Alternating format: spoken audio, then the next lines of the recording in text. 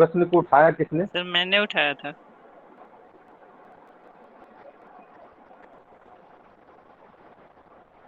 क्यों अमन, यहाँ तक अभी हम पहुंच गए हैं क्या? नहीं सर। थोड़ा सा पेशेंस रख लेते। चलिए, जब आपने इस मुद्दे को छेड़ दिया है तो मैं इसको अंजाम तक पहुंचा देता हूँ। प्रश्न कह रहा है कि भारतीय राजनीति में जाति की भूमिका की बात कर रहा है। तो भूमिका को हमने बार बार कहा कि हमें दो संदर्भ में देखना पड़ेगा, और वो दो संदर्भ क्या है? या तो उसका सकारात्मक पक्ष होगा या उसका नकारात्मक पक्ष होगा। ये दो संदर्भ होंगे ना? जी सर। हम्म। जी। अब चलिए सकारात्मक पक्ष की बात करते हैं। तो सकारात्मक पक्ष में क्या है? तो पहली बात करते हैं भूमिका को लेकर कि जब लोकतंत्र की बात करते हैं हम लोग, तो लोकतंत्र को समावेशित करने में या समाज के अंतिम पायदान तक उसकी पहुंच को सुनिश्चित करने के क्रम में जाति की भूमिका महत्वपूर्ण हो जाती है। चलिए जाति की भूमिका को आप लोग पॉइंट लिख लीजिए, क्या क्या कैसे उसको डील करना है, फिर मैं डील कर देता।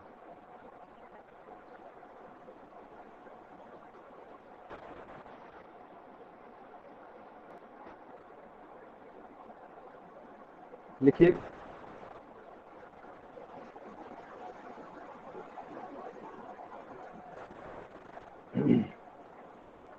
भूमिका में पहली बात लिखिए,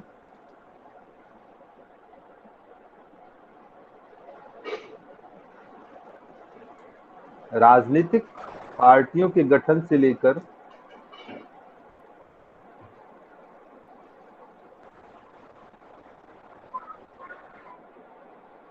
राजनीतिक पार्टियों के गठन से लेकर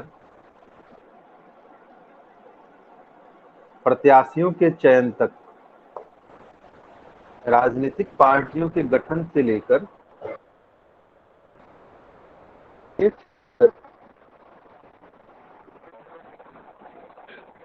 ठीक है, गठन से लेकर या राजनीतिक पार्टियों के गठन से लेकर प्रत्याशियों के चयन तक, उम्मीदवार के चयन तक। ठीक है। अब इसमें देखिए जाति की भूमिका कैसे। अब बताइए कि बिहार के संदर्भ में अगर बात करें तो राजद की बात कर लीजिए, आप लोजपा की बात कर लीजिए, ठीक है, जो इंसान पार्टी है, हम है, ये लोग क्या जाति विशेष की पार्टी है ना। अगर यूपी की ही बात करें तो यूपी में सपा वीआईपी वगैरह पार्टी। जो है वो क्या है? हाँ, जाति विशेष की पार्टी।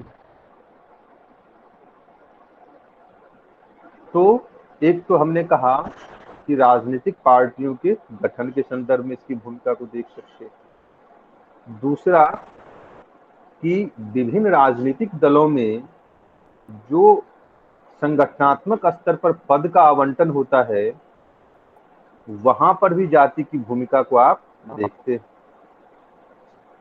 ठीक है। तो पहली बात क्या हो गया, गठन को लेकर उसमें उदाहरण कुछ दे दीजिएगा, ठीक है, जिसको हमने बताया। दूसरी बात हमने कहा कि पार्टी के अंदर जो पद का आवंटन होता है कि अध्यक्ष कौन बनेगा, महासचिव कौन बनेगा, सचिव कौन बनेगा, उपाध्यक्ष कौन बनेगा, इसमें भी जाति के समीकरण को हम समेटने का प्रयास।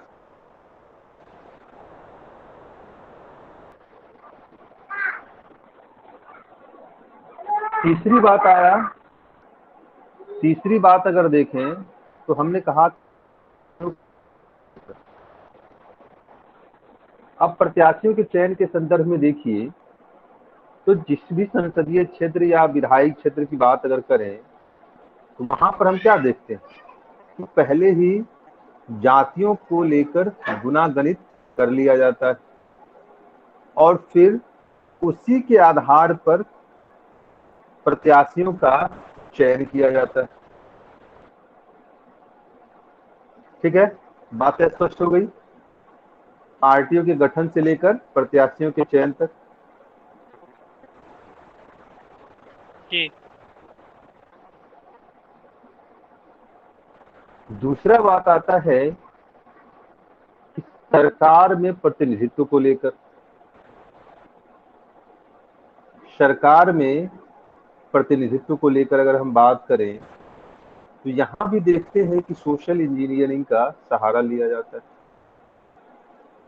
और कैबिनेट से लेके मंत्री पद तक आवंटन को लेकर हम जाति विशेष की जो संरचना है या उसका बहुमत है उसी के आधार पर हम निर्णय लेते हैं। ठीक है,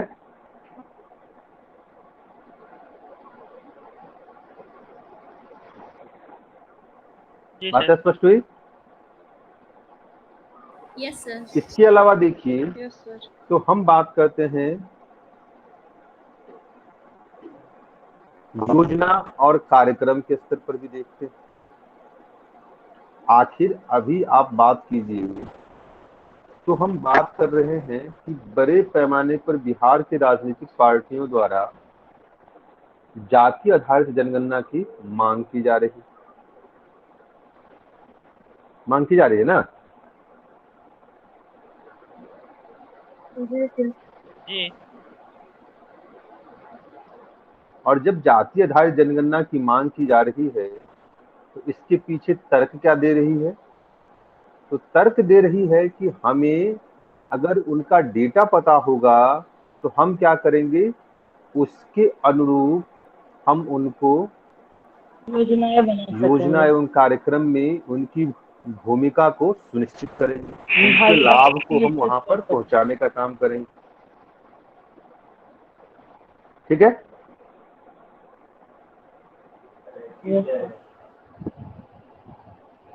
बातें स्पष्ट हुई। तो मेरे कहने का मतलब यह है यस सर। कि योजना और कार्यक्रम को समावेशी बनाने और समाज के जो वंचित तबके वगैरह हैं वहां तक उसकी पहुंच को सुनिश्चित करने के क्रम में भी ये जाति आधारित समीकरण जो है उसकी भूमिका महत्वपूर्ण हो जाती है।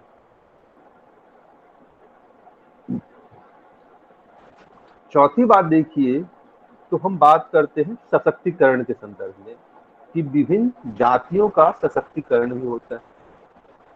जैसे कि 90 के बाद क्या हुआ कि बिहार में जो सोशल जस्टिस की संकल्पना क्या हो गई, आगे बढ़नी शुरू हुई और सोशल जस्टिस से हम सोशल इंजीनियरिंग की ओर आगे बढ़ते। तो यह जो दौर था इसमें आपने देखा कि अगड़े और पिछड़े का जो संघर्ष है वो अपने चरम पर पहुंचता है और लालू जी कहते हैं कि भले ही हमने तुम्हें क्या दिया, धन न दिया हो, आर्थिक पक्ष तुम्हारा मजबूत न किया हो, लेकिन हमने क्या किया, तुम्हें आवाज दी। यही बात कहते हैं ना लालू जी।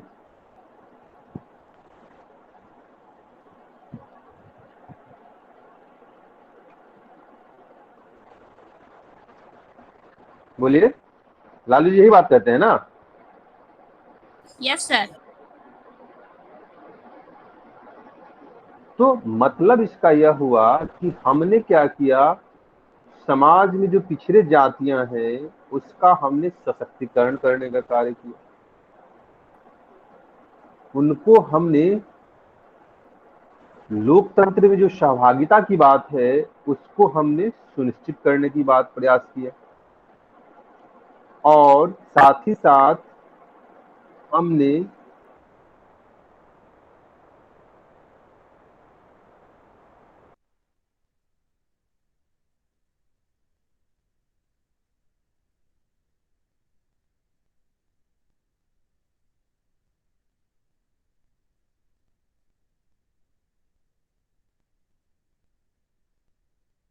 सर आवाज नहीं आ रही है। कि जो जाति आधार,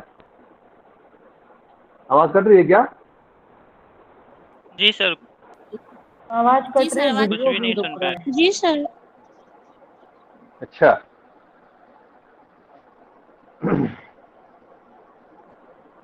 ठीक है, तो हमने कहा कि सर थोड़ा रिपीट कीजिएगा। जातियों के सशक्तिकरण के संदर्भ में हम इसकी बात करते, और जातियों के सशक्तिकरण के संदर्भ में हमने कहा कि हम क्या करते हैं, तो लालू वो क्या करते हैं, भले ही तुम्हें हमने क्या किया हो, आर्थिक रूप से मजबूत न किया हो, लेकिन हमने क्या किया, तुम्हें आवाज दिया कि तुम अपने अधिकारों को लेकर, अपने कर्तव्यों को लेकर क्या कहो, अपनी आवाज को उठा सके किसी भी मंच पर। तो इसके संदर्भ में हमने कहा कि इससे क्या हुआ, जातियों का सशक्तिकरण हुआ। सशक्तिकरण करने का मतलब यह है कि उनमें भी अब राजनीतिक जागरूकता आई, वो अपने प्रतिनिधित्व को लेकर, अपने लाभ और हानि को लेकर क्या हुए, सचेत हुए, अपने अधिकारों को लेकर क्या हुए, जागरूक हुए, और साथ ही साथ सरकार में और राजनीति में अपनी सहभागिता को लेकर भी क्या होते हैं, आगे आते हैं। इससे क्या हुआ, तो राजनीति का समावेशीकरण हुआ। ठीक है, बातें स्पष्ट हुई? जी सर। चलिए, तो ये क्या थे, जातीय आधारित राजनीति का हमने देखा क्या, सकारात्मक पक्ष देखा। ठीक है, यहां तक कोई कंफ्यूजन किसी को?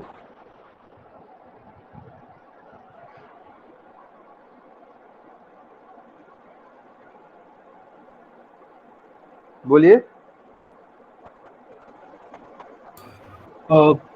एक नहीं सर। पोस्ट डाल दिया है, सोशल मीडिया पे भी डाल दिया है, और आपके नेक्स्ट वाले बैच में भी डाल दिया है। ओके, आप उसे देख लीजिएगा। और ये अभी मंडल कमीशन वाला जो है कि पोस्ट था, उसको मैं ग्रुप करके फिर वो भी दे देता हूँ। ओके, हो जाएगा उसमें। Thank you sir. यहां तक कोई कंफ्यूजन है, कुछ पूछना है यहाँ तक, क्या आगे बढ़े? नहीं सर। चलिए, अब इसके नकारात्मक पक्ष की बात करते हैं। बताइए आप लोग, नकारात्मक पक्ष क्या हो सकता है इसका?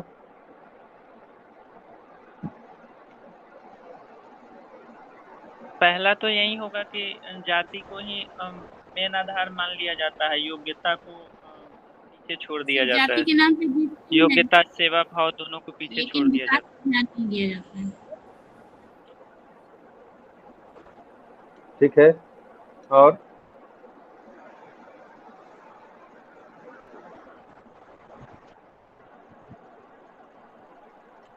क्या होता है?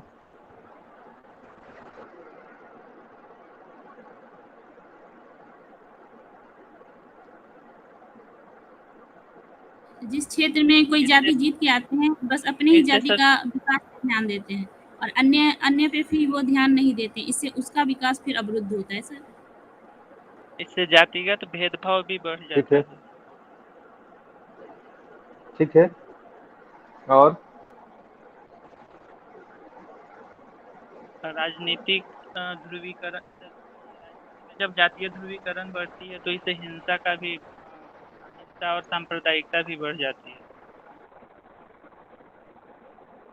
और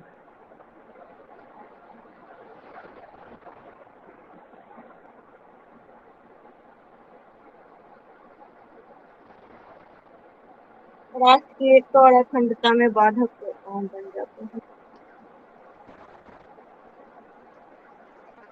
चलिए, अब मंत्रिमंडल बात और करते हैं कैबिनेट में इसके जब उनको लिया जाता नकारात्मक है पक्ष। तो फिर योजना भी चलिए, अब इसके हम नकारात्मक पक्ष कमजोर। की बात करें। उसके नकारात्मक पक्ष की बात करते हैं।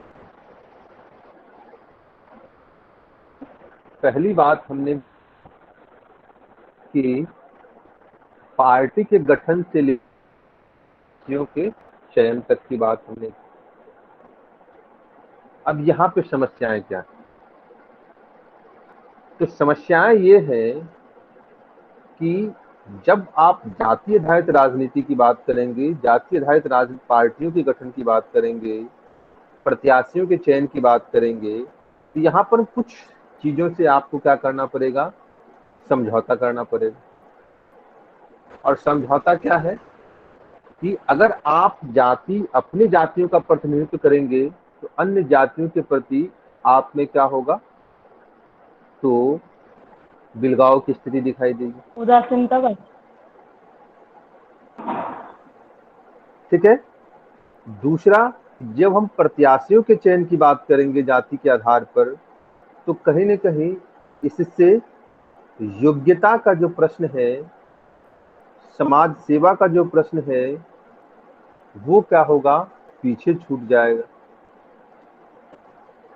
और अंततः इसका जो प्रभाव होगा वो क्या होगा कि भारतीय राजनीति में जो नकारात्मकता की बातें हैं वो प्रवेश करेंगी, और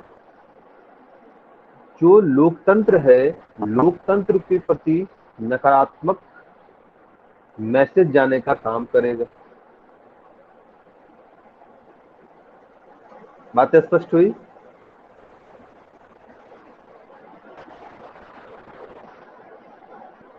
यस यस जी सर। सर।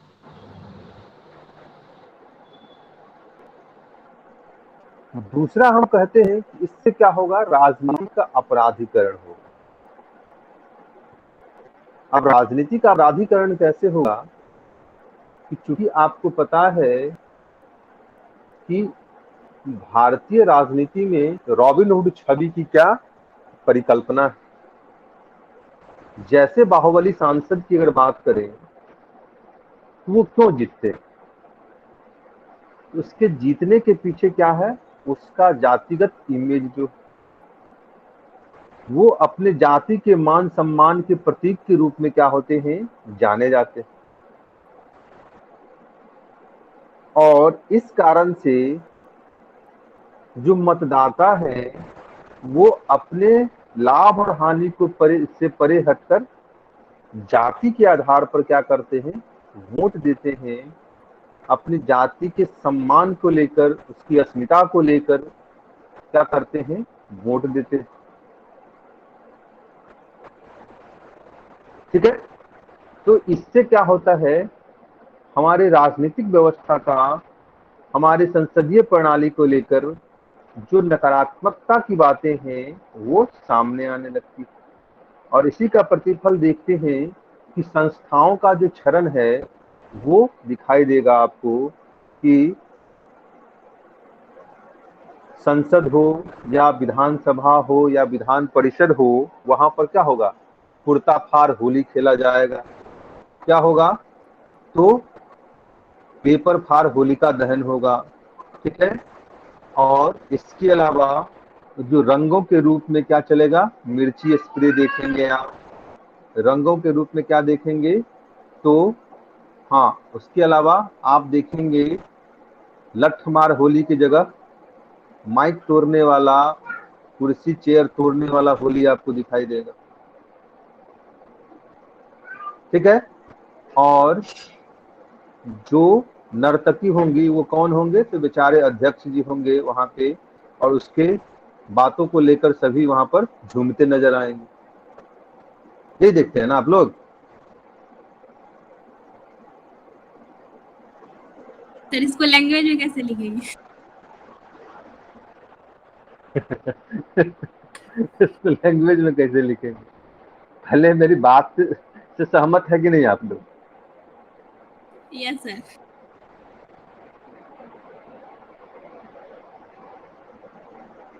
तो मेरे कहने का मतलब क्या है कि राजनीति के अपराधीकरण होने से क्या हुआ, तो राजनीति में भ्रष्टाचार बढ़ा, राजनीति में योग्यता का प्रश्न पीछे, राजनीति में अपराधीकरण के कारण जो हमारा संसदीय उसके प्रतीक, उस विश्वास के घाटा को आप देख सकते हैं। क्यों? क्योंकि इससे क्या हुआ, जनहित के मुद्दे पीछे छूटते चले गए। और जनहित के मुद्दे पीछे छूटते चले गए, संसदीय कामकाज प्रभावित होने लगा, हिंसा प्रतिहिंसा की स्थिति देखते हैं आप, वहां पर मारपीट की स्थिति देखते हैं।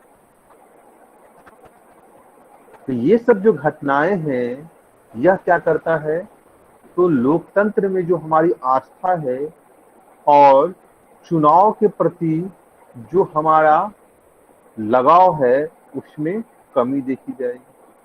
और आज इसी का परिणाम है कि पिछले 75 सालों के बाद भी हम क्या अपने मत प्रतिशत को 55 से 60% से ज्यादा नहीं बढ़ा पाए, क्योंकि समाज का जो जागरूक तबका है वो इसके प्रति क्या उपेक्षा का भाव रखता है।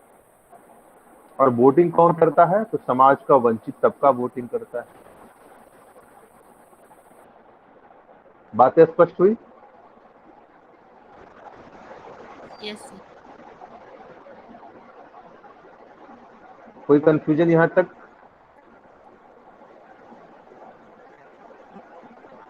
नहीं इसके अलावा देखिए, तो यह क्या करता है, स्वतंत्र और निष्पक्ष चुनाव प्रणाली को भी प्रभावित करता है।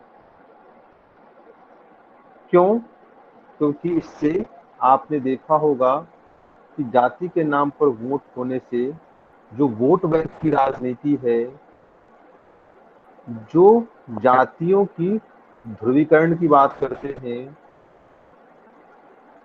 और प्रलोभन की बात करते हैं, ये सब जो विद्रूपताएं हैं भारतीय राजनीति की, वो उभर कर सामने आएगी और इसका परिणाम होगा कि स्वतंत्र और निष्पक्ष चुनाव प्रभावित होगा। ठीक है। इसके अलावा देखिए, तो इसका जो नेक्स्ट परिणाम है नकारात्मक, कि जो सामाजिक सहिष्णुता और समरसता है वो भी प्रभावित होती। क्यों?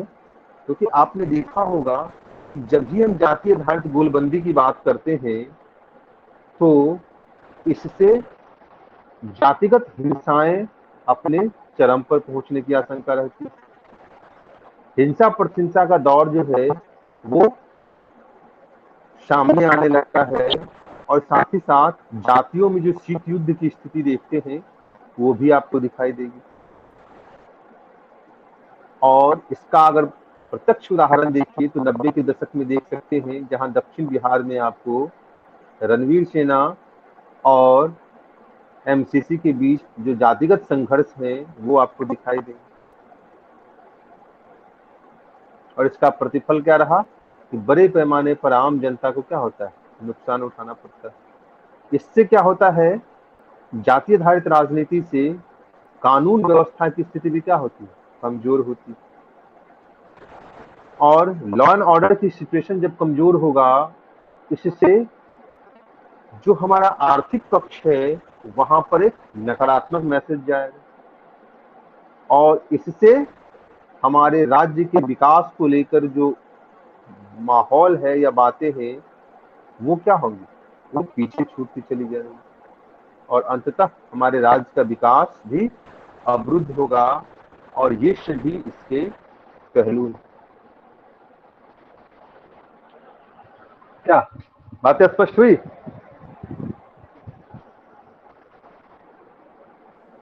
Yes sir. अब बताइए कि आप लोगों ने पढ़ा होगा जाति आधारित राजनीति, क्या इतने डायमेंशन और इतने कंसेप्ट से कोई खुला था किसी ने? कहीं कोई मिला है? इतना मटेरियल मिल जाएगा? नहीं सर, इतना मटेरियल नहीं मिला था।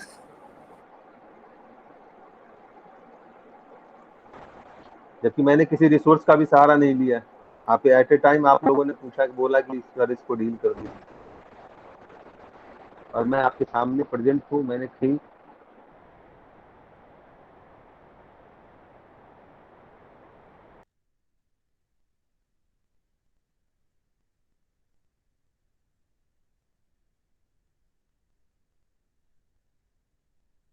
होंगे एनालिस्ट होंगे। आपको है कि 3 पोस्ट भेजा ठीक है, है। उसमें है कि एक ओबीसी वाला पोस्ट है अमन, और दूसरा जो है कि स्ट्रक्चर है, और तीसरा बिहार में जाति की राजनीति। ये 2015 या 17 तक कुछ ऐसे होगा, 15 तक होगा।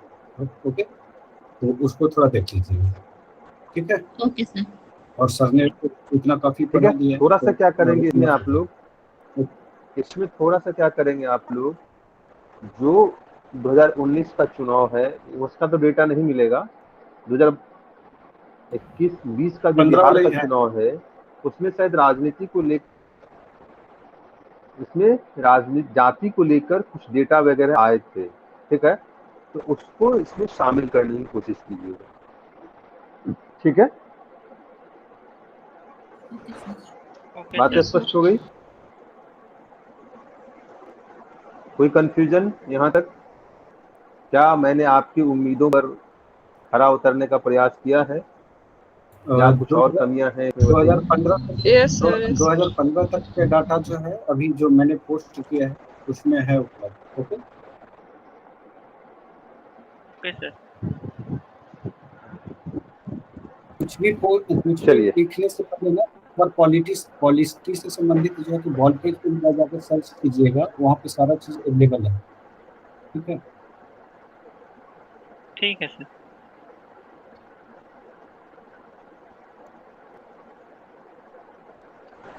तो बातें स्पष्ट हुई कि कुछ और प्रश्न है मन में जाति को लेकर?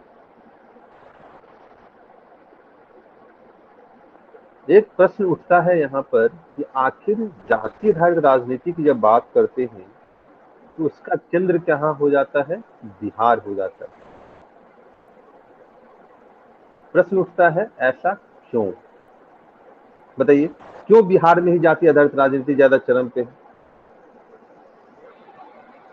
सर 2-3 पॉइंट इसमें आ जाते हैं। एक तो अशिक्षा है यहाँ, दूसरा अशिक्षा के कारण भी आर्थिक स्तर पे भी लोग अभी गरीबी बहुत ज़्यादा है। ये 2-3 पॉइंट होंगे सर। वो सब कारण नहीं है, ये तो सब जगह है। तो फिर उड़ीसा तो आपसे ज्यादा गरीब है, वहां क्यों नहीं है? कमोबेश यूपी आपकी स्थिति में, यूपी भी सेम स्थिति में है, वहां क्यों नहीं है?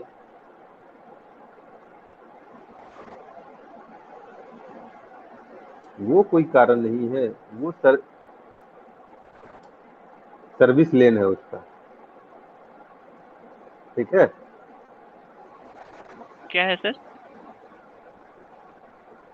सर्विस लेन, हाईवे का सर्विस लेन होता है ना। जी सर। पार्ट तो हाईवे का ही है, लेकिन उसको हम हाईवे का पार्ट मान के नहीं चलते। देखिए, जब बात करते हैं कि आखिर बिहार में ही जाति आधारित राजनीति में चरम पर क्यों है, तो इसमें सबसे पहली जो कारण के रूप में सामने आता है कि हमारा जो समाज है या बिहार के पॉपुलेशन की जब बात करते हैं हम लोग, तो 90% पॉपुलेशन कहाँ है? गांव में रहते हैं, ठीक है, यही बात है ना। जी सर। जी सर। हमारी आबादी का 90% हिस्सा क्या है? गांव में रहता है। और जब गांव में रहता है तो स्वाभाविक है उसकी जो दैनिक कार्य व्यापार होंगे, जो संपर्क होगा, जो सांस्कृतिक कार्यक्रम होंगे, वो सभी क्या होंगे? जाति आधारित होंगे, ठीक है।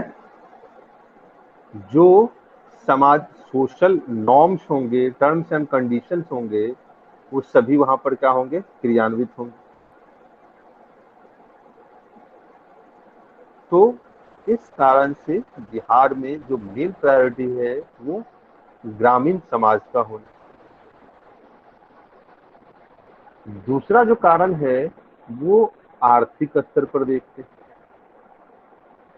क्योंकि हमने कहा कि जब बिहार की 90% आबादी क्या है? गांव से बिलोंग करती है, तो स्वाभाविक है इसमें से अधिकांश आबादी क्या होगी, इसका 90% आबादी जो होगा वो कृषि क्षेत्र से जुड़ा होगा। और जब कृषि क्षेत्र से जुड़ा होगा तो वहां पर हम सामंती समाज की जो संकल्पनाएं हैं, फ्यूडल सोसाइटी की जो संकल्पनाएं हैं, उसको मूर्त रूप लेता हुआ आप देखेंगे। और ऐसी परिस्थिति में क्या होगा, तो हैव और हैव नोट का कंसेप्ट सामने आएगा। और हैव नोट का जब कंसेप्ट सामने आएगा तो वहां पर जाति को लेकर जो संकल्पनाएं हैं वो मजबूत होती चली जाएंगी। पहले क्या था, 90 के से पहले समाज का जो वंचित तबका था उसको लेकर जो अपर कास्ट है उसमें क्या मानसिकता थी कि रे फलामा, मैंने तुम्हारा क्या किया, वोट गिरा दिया है, अब तुम घर जाओ। यही कंसेप्ट था ना।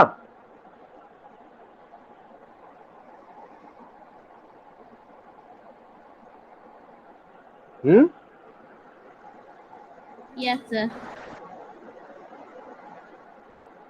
क्योंकि वो समाज या वो जाति क्या था, आर्थिक रूप से उस समाज के अग्र तबके पर निर्भर था और वहां पर उसका सामाजिक, आर्थिक और शारीरिक शोषण अपने चरम पर था। तो इस कारण से जैसे ही मसीहा कोई मिला इसको लेकर और उसने क्या किया, उसकी बेरियों को तोड़ने का कार्य किया, उसको आवाज देने का कार्य किया, परिणाम स्वरूप जाति आधारित राजनीति क्या हुई, फुल स्विंग में आगे बढ़नी शुरू हो जाती। ठीक है। और तीसरा हमने किया कि जो इस समाज का प्रतिनिधित्व करता है उसने क्या किया, इस मुद्दे को भुनाने का कार्य किया। ठीक है। तो उसने क्या किया, माई बाप के कल्चर की बात करते हैं, उसने तारणहार के रूप में अपने आप को एस्टेब्लिश करने का कार्य किया। और इस आधार पर हमने बिहार में जातीय आधारित राजनीति को जन्म लेते हुए, उसे बड़ा होते हुए और उसे एक वृक्ष के रूप में बनते हुए देखा है। इसके अलावा जो अशिक्षा, गरीबी उरीबी है, ये सब तो कारण है ही। ठीक है, बातें स्पष्ट हुई? जी सर।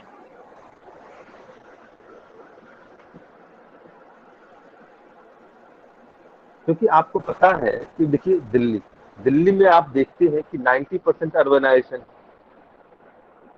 और यहाँ पे आप बताइए कि जातीय आधारित राजनीति संभव है?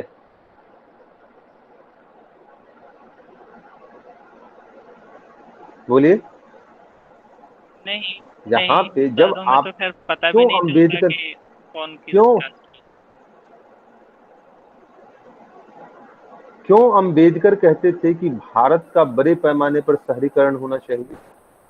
इसके पीछे यही कारण था उनका कि जैसे ही अर्बनाइजेशन होगा लोगों की आइडेंटिटी पीछे छूटती चली जाएगी, कास्ट आइडेंटिटी, और उसके स्थान पर सिर्फ और सिर्फ एक आइडेंटिटी होगी कि हमें इकोनॉमिक रूप से कैसे मजबूत होना है, अपने आर्थिक जरूरतों को कैसे पूरा करना है। और वहां पर जो कल्चर होगा वो कंपोजिट कल्चर होगा। क्योंकि एक ही, अगर मान लीजिए हमने एक सोसाइटी डेवलप की, ग्रेटर नोएडा में हमने एक सोसाइटी डेवलप की, तो वहां पर क्या आपको पता है, अभी देखिए छोटे शहरों में क्या है, तो ये क्या है, तो ब्राह्मण कॉलोनी, ये क्या है, राजपूत कॉलोनी, ये क्या है, कैस्ट कॉलोनी, दिखता है ना। Yes sir. लेकिन दिल्ली में अगर कुछ कोर एरियाज को छोड़ दिया जाए जो पहले से ही क्या है, एस्टेब्लिश्ड है, तो नए जो एरियाज डेवलप हो रहे हैं वहां पर इस तरह का कंसेप्ट आपको दिखाई दे रहा है कहीं पे? ये राजपूत कॉलोनी है, ये ब्राह्मण कॉलोनी है, ये कास्ट कॉलोनी है? ऐसा कुछ दिखाई दे रहा है? तो एक ही सोसाइटी अगर डेवलप होती है गांव की तरफ तो वहां पर बसावट क्या ही जो जातियां हैं। आर्थिक रूप से वो चीजें तो है ही, हम वो नहीं कह रहे हैं। इसलिए मैंने कहा कि ग्रामीण समाज जहां होगा तो ये चीजें अपने चरम पर होंगी। लेकिन हमने कहा कि जब हम अर्बनाइजेशन की बात करते हैं तो मान लीजिए कि सुपरटेक है, आम्रपाली है, डीएलएड है, इसने क्या किया? इसने अगर कोई सोसाइटी डेवलप की तो जो उस सोसाइटी में रहने के लिए कौन सक्षम हो, जो आर्थिक रूप से मजबूत हो, चाहे वो किसी भी समाज का हो, किसी भी जाति का हो, किसी भी क्षेत्र का, वही रह पाएगा ना। ऐसा तो नहीं है कि भाई ये ब्राह्मण है, ये राजपूत है, इसको यहाँ पर रख लो, फ्री में रख लो। ऐसा कोई कंसेप्ट है? जिसके पास पैसा है वो वहां पर रहेगा, और जो भी उस सोसाइटी में कार्यक्रम होंगे, कल्चरल एक्टिविटीज होंगे, जो भी डेवलपमेंट का कार्य होगा, उसमें उस सोसाइटी के सभी लोगों का सहभागिता होगी। ऐसा तो नहीं है ना कि चलो भाई ये यस जाति सर। जाति का है, इसको साइड करके हम लोग ब्राह्मणों का एक अलग गुट बना लेते हैं।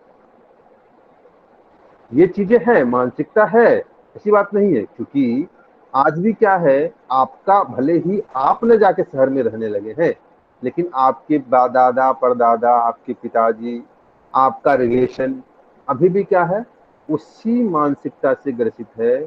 और कहीं न कहीं इसका प्रभाव शहरों में भी दिखाई देता है, लेकिन उसका प्रभाव क्या है, अपेक्षाकृत बहुत ही कम है। ठीक है, चलिए तो इस विषय को अब यहीं पर विराम देते हैं और अपने मूल मुद्दे की ओर आगे बढ़ते हैं। कोई कंफ्यूजन अब जाति से? No sir. नहीं सर। कोई भी? अमन, प्रतिमा, आपकी पहली क्लास है क्या? इसको इसके इसके निराकरण के उपाय सर बता देते। इसके निराकरण के कोई उपाय या किया गया है? बातें स्पष्ट हो रही है प्रतिमा? सर उतनी भी नहीं, शायद इसलिए कि मेरी पहली क्लास क्या? है। नहीं, बहुत क्लास ज्यादा तो पहली है नहीं तो कह क्या सकते मतलब है? कुछ।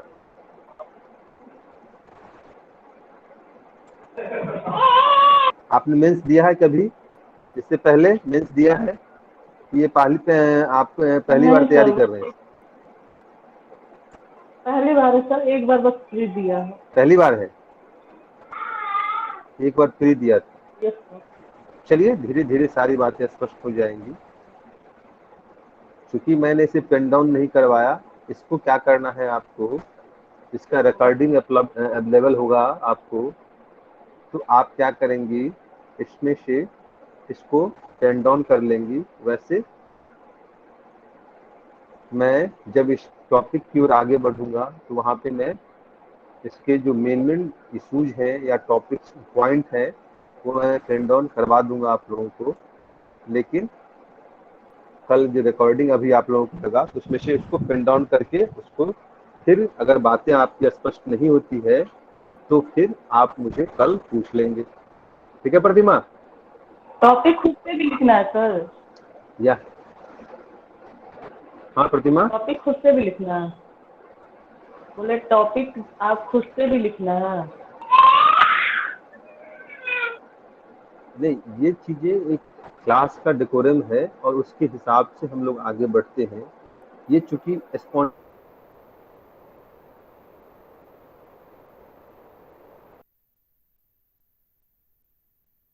करना टीचर का काम है, और वैसे भी आज क्या है, शिक्षक दिवस है, तो आज हम लोग थोड़ा सा क्या तो हैप्पी टीचर्स डे। एक लिबरल अप्रोच में आगे बढ़ते हैं।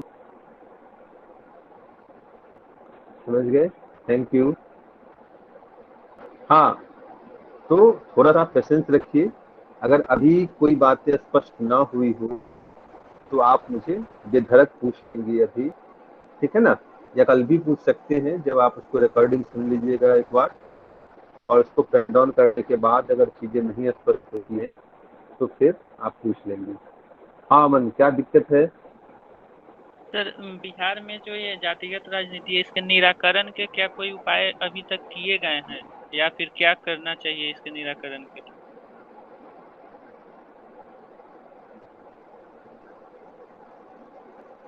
इसके निराकरण के लिए क्या करना चाहिए?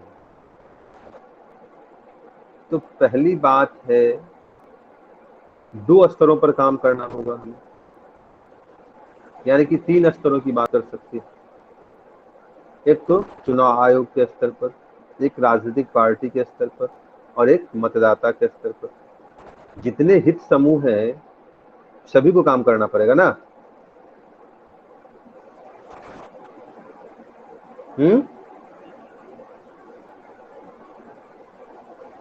जितने हित समूह हैं सभी को काम करना पड़ेगा ना। इसी के लिए ना सर मतदाता जागरूकता अभियान चलाया जाता है, निष्पक्ष हाँ, होकर के जाति से हटकर अपने मन पसंदीदा उम्मीदवार को अवश्य मतदान करें। ठीक है। तो अब मतदाता के स्तर पर बात करते हैं। तो मतदाता को हमें क्या करना होगा? जागरूक करना होगा, ठीक है।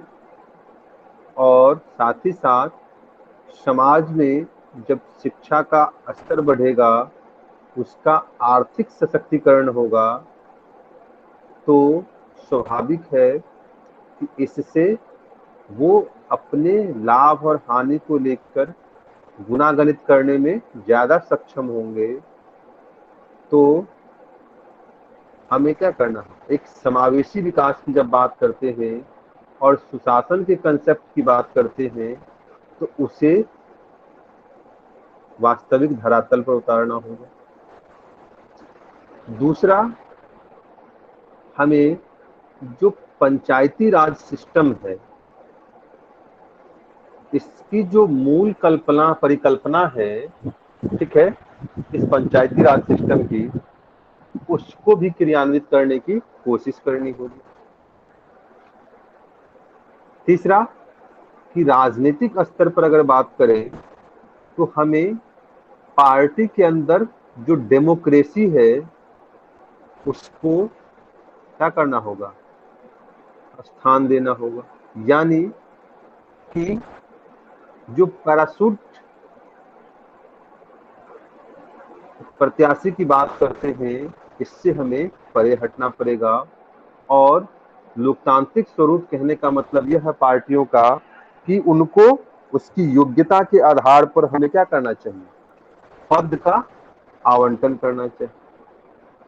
ऐसा नहीं है कि हम लालू जी के बेटे हैं तो मैं ही क्या है, मैं ही राजद का अध्यक्ष बनूंगा।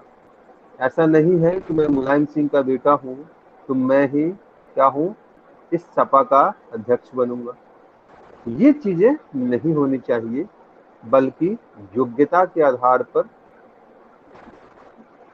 जो पद है और सीटों का अलॉटमेंट है वो होना चाहिए।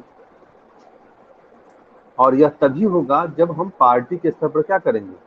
चुनाव प्रक्रिया को संचालित करेंगे, ठीक है।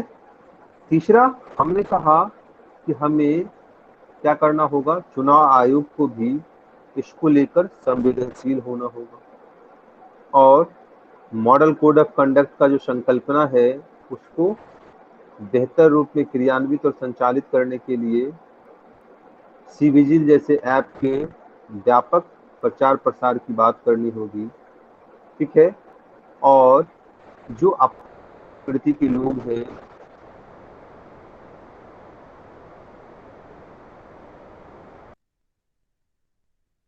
हमें प्रयास करना होगा। सर, आपकी आवाज नहीं आ रही थी।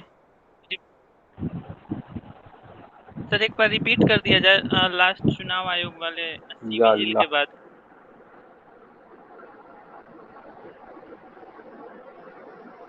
देखिए, चुनाव आयोग क्या करना है? चुनाव आयोग को करना क्या होगा, तो जातीय आधारित जो वोट बैंक का ध्रुवीकरण है, ये संवेदनशील मुद्दे हैं, इसको लेकर जो प्रत्याशी और राजनीतिक दल कार्यक्रम अपनाते हैं, इसको लेकर सख्त रवैया अपनाना होगा। और इसमें मॉडल कोड ऑफ कंडक्ट की बातें आती हैं, तो सी विजिल ऐप क्या करता है, मतदाता को यह सक्षम, नागरिक को यह सक्षम बनाता है कि जहां भी आपको लगे कि मॉडल कोड ऑफ कंडक्ट का उल्लंघन हो रहा है, तो आप चुनाव आयोग को रियल टाइम में सूचित कर सकते हैं। तो इससे क्या होगा, तो वोट बैंक की राजनीति जो है, वोटों का ध्रुवीकरण जो है, उस पर प्रभावी अंकुश लगेगा। दूसरा हमें क्या करना होगा, तो राजनीति के अपराधीकरण पर भी काम करना पड़ेगा, और अपराधियों के राजनीति में प्रवेश को लेकर जो सुप्रीम कोर्ट के गाइडलाइंस हैं, उसका अक्षरशः पालन भी हमें करना पड़ेगा। तभी हम जातीय आधारित राजनीति को लेकर क्या होंगे, उसको कम कर सकते हैं। और फिर जो उसके अलाइड सर्विसेज की हमने बात की कि हमें क्या करना होगा, शिक्षा के स्तर को बढ़ाना होगा, हमें मतदान के महत्व को समझाना होगा नागरिकों को, और साथ ही साथ जो आर्थिक प्रक्रिया की बात की कि अर्बनाइजेशन की ओर जैसे जैसे हम आगे बढ़ेंगे, तो यह स्वतः चीजें कमजोर होती चली जाएंगी। ठीक है,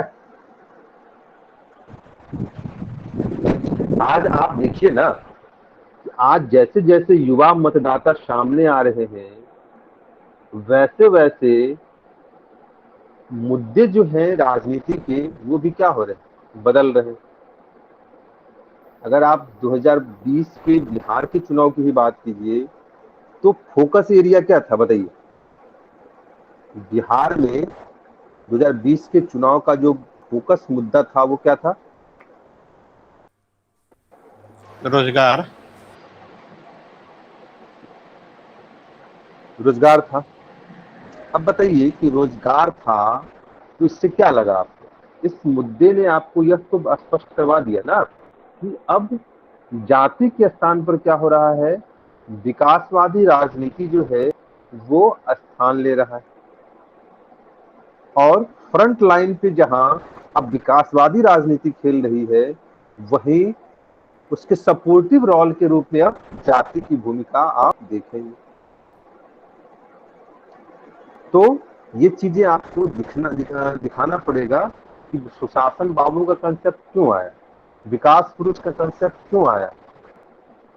तो ये सब चीजें कि अब क्या है, तो युवा अब जाति की राजनीति से, धर्म की राजनीति से ऊपर उठकर अपने जो हित हैं, अपने जो लाभ हैं, अपने विकास की जो बातें हैं, उसको लेकर सामने आ रहे हैं, और उसके आधार पर सरकार पार्टियों का इवैल्यूएशन कर रहे हैं।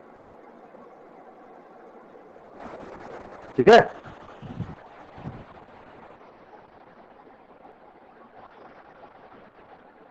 बातें स्पष्ट हो गई? जी सर। और कोई कंफ्यूजन?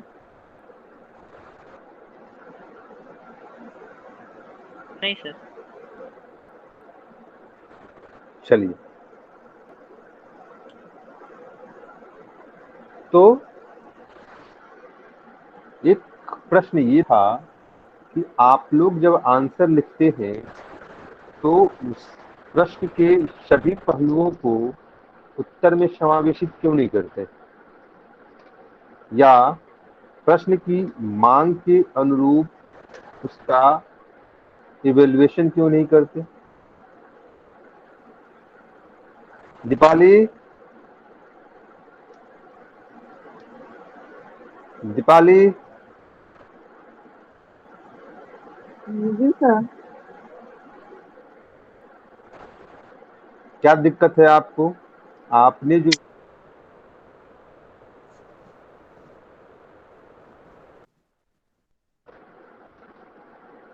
जी सर। नहीं समावेशित किया? सर आवाज नहीं आ रही है सर, फिर से रिपीट किया जाए। बताइए। सर आवाज नहीं आ पाई, फिर से मैंने कहा कि आपने जो राज्यपाल से संबंधित प्रश्न लिखा है कि वो क्या है, बिहार के विशेष संदर्भ में उसकी भूमिका का आलोचनात्मक परीक्षण कीजिए। जी सर।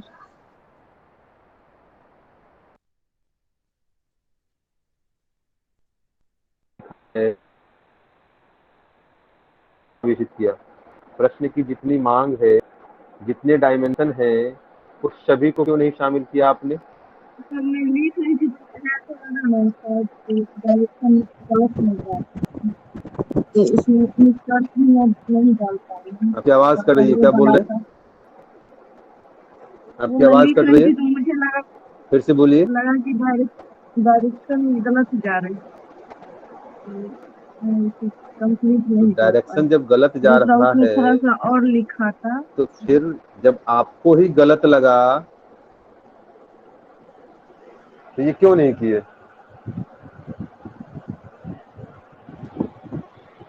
तो थोड़ा सा कंफ्यूजन और के लिखा था तो ये क्यों नहीं लिखे? तो कंफ्यूजन इसमें था कहाँ? मैंने तो कितनी बार तो क्या डिस्कस किया लिखा था ना था इस ये टॉपिक को। नहीं डिसीजन कर पा रहे हैं। जी सर। मैं कह रहा हूँ कि क्लास में कितनी बार डिस्कस हुआ है ना ये मुद्दा। मैंने आपको स्ट्रक्चर भी बता दिया था ना, इस जी सर। प्रश्न का स्ट्रक्चर बताया था ना कि कैसे प्रश्न को तोड़ना है। तो फिर क्या जी दिक्कत सर। हुई? मैं सर बताने से पहले ही मैं ये लिखी थी और उसको प्रिंट कर दी थी। नहीं तो वही मैं कह रहा हूँ ना, तो फिर आपने प्रश्न के सभी पक्षों को क्यों नहीं उत्तर में शामिल किया? आपने कठपुतली मात्र है इसका उल्लेख किया है आंसर में। मैं सर इसका नहीं कर पाई हूँ।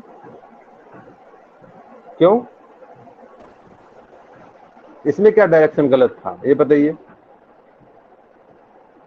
डायरेक्शन ये डायरेक्शन होता सही है ना कि था आंसर वो। सही दिशा में जा रहा है कि नहीं जा रहा है, कि नहीं जा रहा जी है, सर। वो चीजें हैं कि अप टू द मार्क है कि नहीं। लेकिन प्रश्न की जो डिमांड है जी कि सर। ये पक्ष इसमें आने चाहिए, तो उसको तो आप कम से कम शामिल करेंगी ना, कि नहीं करेंगी? जी सर। ये सब कब होगा? आखिर आंसर राइटिंग पे आप लोगों की जो समस्याएं हैं उसमें ग्रेजुअली प्रोसेस में सुधार हो रहा है, लेकिन जो बेसिक चीजें हैं उस पर आप लोग काम नहीं कर रहे हैं। मैं बार बार कह रहा हूं कि प्रश्न की जो मांग है पहले उसको क्या कीजिए, उसको तोड़िए कि कितने डायमेंशन में हमें उत्तर लिखना है, और फिर उसका वेटेज निर्धारित कीजिए कि किसे कितना हमें वेटेज देना है, कितना परसेंट में इसे हमें लिखना है आंसर। और फिर उस टेल एंडर्स के को हाईलाइट कीजिए जो आपके आंसर को क्या करता है,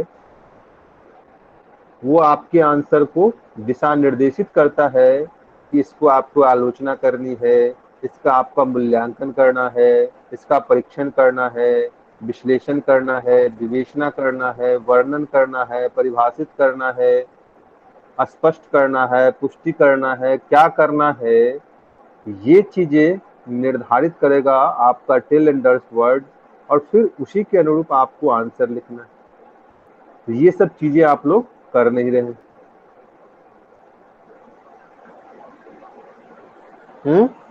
टिप्पणी वाला प्रश्न किसने लिखा था? चुनाव आयोग पर टिप्पणी कीजिए वाला प्रश्न किसने लिखा था? सर मैंने लिखा था। प्रेरित टिप्पणी का मतलब क्या होता है? सर उसके सारे डायमेंशन को बताना। टिप्पणी का मतलब होता है उसके सारे डायमेंशन को लिखना। सर टिप्पणी का ज्यादा मतलब होता है उसके सारे डायमेंशन को लिखना। जो शब्दावली वाली ये दिया गया है और आप लोग उसको रटे वर्ड आइए। का क्या डेफिनेशन है, वो चीजें उपलब्ध करवाई गई थी ना। सर वो वो मेरे पास सर नहीं है। नहीं उपलब्ध कराई गई थी। सर इन लोगों को सर टास्क दे दिया जाए, है ना, इन लोगों को टास्क दे दिया जाए कि पूरा रट के आइए, तभी समझ में आएगा, क्योंकि इन लोग ध्यान रखते नहीं है, आंसर में सब सारा घोटाला हो जाता है। नहीं प्रीति? सर मुझे वो मिला ही नहीं, मैं खोजूंगी फिर से ग्रुप में। ये बिल्कुल झूठे हैं आप। आपने मेंस सुनीता का है कि इंटरव्यू भी दिया है ना बैच- प्रीति? यस प्रीति आपने इंटरव्यू भी दिया है ना? Yes sir, yes sir. फिर ये समस्याएं क्यों हैं आपके साथ?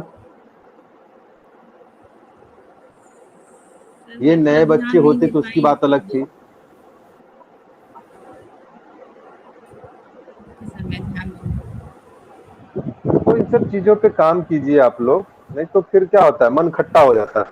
इतना गला फाड़ फाड़ के क्लास में बताते हैं और फिर वही ढाक के 3 पात वाली कहानी सामने आती कि जो चीजें क्लास में स्पष्ट कर दी जाती है, कम से कम वो तो आंसर में नहीं सामने आना चाहिए ना। लेकिन बार बार देखते हैं कि वही चीजें हैं। एक तो रिसोर्स ऑफ मटेरियल के मामले में देखते हैं कि कितने सारे बच्चों का रिसोर्स ऑफ मटेरियल सेम है, लेकिन अब वही कट पेस्ट करके वो आंसर में भेज देते हैं।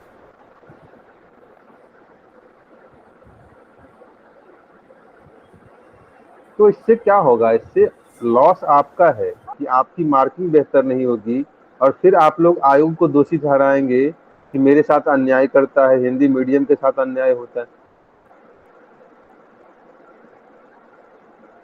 आप आरटीआई से कॉपी मंगाएंगे और दिखाते फिरेंगे सबको, देखिए मुझे इतना ही मार्क दिया गया।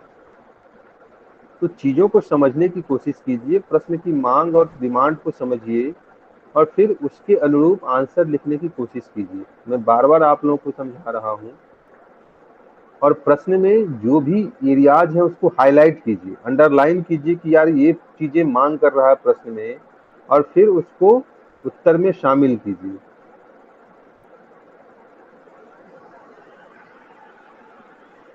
ठीक है? ओके सर, मैं फिर से लिखूंगी। तो और कोई प्रश्न है मन में आप लोगों के?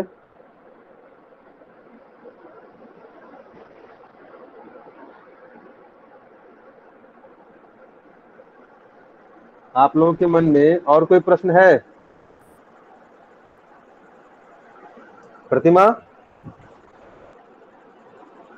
आपके मन में कोई प्रश्न है?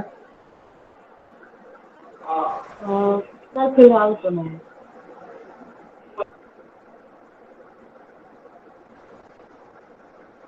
कैसा लगा क्लास? क्लास अच्छी लगी सर, नो डाउट। आप बहुत अच्छी तरह डील कर रहे थे। समझ में तो बहुत कुछ आया, पर फिर भी देखिए, जो एक के बाद एक सीक्वेंस चेंज होते जा रहे थे, तो मुझे समझने में दिक्कत आ रही थी वहाँ पे। फिर थोड़ा सा रिदम बनाने में टाइम लगेगा प्रतिमा, ठीक है? थोड़ा सा पहले अपने लिखने आप की को समय प्रक्रिया भी दीजिए, सर थोड़ा मेरे सा लिए नई थी। हाँ, थोड़ा सा पेशेंस रखिए, तो चीजें अपने आप धीरे धीरे आपकी जी समझ में आ जाएंगी। हर चीजें आपके लिए इन हैंड हो जाएगा। कुछ चीजें पे काम करेंगे, जैसे आंसर पर डे लिखना है, ठीक है? जैसे आपने आज जाति की यस राजनीति को पढ़ा है, तो प्रीवियस ईयर में जो बीपीएससी ने क्वेश्चन पूछा है जाति से लेकर, ठीक है, उसका आंसर लिखना है और उसका पीडीएफ बना के उसको ग्रुप में सेंड करना है, ठीक है ना? बातें स्पष्ट हुई? सर ये इसी टॉपिक का क्वेश्चन है जो आप लिखवा रहे थे, चुनाव वाला। हाँ, वो आपने क्वेश्चन लिखवाया था ना, ये क्वेश्चन उसमें नहीं है, तो इसलिए क्वेश्चन। कौन सा क्वेश्चन? ये टॉपिक ही उससे बाहर का है अनुपमा। हाँ मैम जी। ये अलग टॉपिक। जब चुनाव हम लोग खत्म, तब जो राजनीतिक प्रणाली है हमारी और उससे संबंधित जो समस्याएं हैं या मुद्दे हैं, वो जब शुरू करते, तब यहाँ पे जाति की राजनीति, भाषा की राजनीति, धर्म की राजनीति, दल बदल कानून है, ठीक है, या जो डेमोक्रेसी, पार्टी में डेमोक्रेसी है, इसको लेकर जो चीजें हैं, ये सब हम परिचर्चा करते वहां पर, ठीक है ना। लेकिन अमन ने क्या किया, जी सर। समय से पहले, ठीक है प्रतिमा, तो आंसर लिखना कंपलसरी है। आप भले खाना भूल जाएं, यस सर। सोना भूल जाएं, लेकिन आंसर लिखना नहीं भूलना है, ठीक है। और कुछ चीजें आंसर में ध्यान रखना है, जैसे कि आंसर में किसी भी मुद्दे को हाईलाइट नहीं करना है, क्योंकि बीपीएससी इसको मना ही करता है, ठीक है। इसके अलावा जो कहते हैं कि जो आपके आइडेंटिटी को शो करे, ये चीजें भी नहीं करनी है आंसर में। पीटीओ वगैरह नहीं लिखना है। व्हाइट पेज पे, यानी कि जो व्हाइट पेज है उस पे लिखना है, प्लेन पेपर पे। ये सब चीजें अभी आप कीजिए, ओके। सर मैंने एक क्वेश्चन में अभी वो सब कर दिया है, तो उसके लिए पहले ही माफी मांग लेते हैं सर। अगली बार से वो नहीं होगा, अभी चेक नहीं हुआ है वो। चलिए कोई बात नहीं, क्या बोले सर, फिर से सर ओके। फिर कैसे लिखना है सर पन्ना? क्या पूछना था, मैं खुद नहीं समझ पाया क्या पूछ रहे हैं। बोले कि सर पन्ना, जो एक पन्ना उसके आगे पीछे लिखना है सर, कि एक ही लिखना है सर? आपकी आवाज बहुत कम आ रही है। बोल रहे हैं सर कि जो एक पन्ना है सर, खड़ा पन्ना, उस पर सिर्फ एक थोड़ा ही तेज साइड बोलिए, लिखना है लाउड बोलिए, आंसर, कि थोड़ा नहीं दोनों सुनाई साइड दे रहा सर? है। बोल रहे हैं सर कि नहीं, जो एक पेज के दोनों भाग में लिखना है। ऐसा नहीं है कि एक पेज छोड़ के एक पेज आगे बढ़ना है, ऐसी बात नहीं है। आपका जो सीरियल नंबर होगा क्या होगा, 1 होगा, 2 होगा, 3 होगा, 4 होगा, 5 होगा, 6 होगा, यही सीरियल नंबर होगा ना पेजिंग का। जी सर, जी सर, यस सर, यस। तो बस सीरियल नंबर के हिसाब से आगे बढ़ते चले जाइए, ओके। सर रिकॉर्डिंग बंद कर दे रहा हूँ। हो गया, क्लास भी एंड है सर।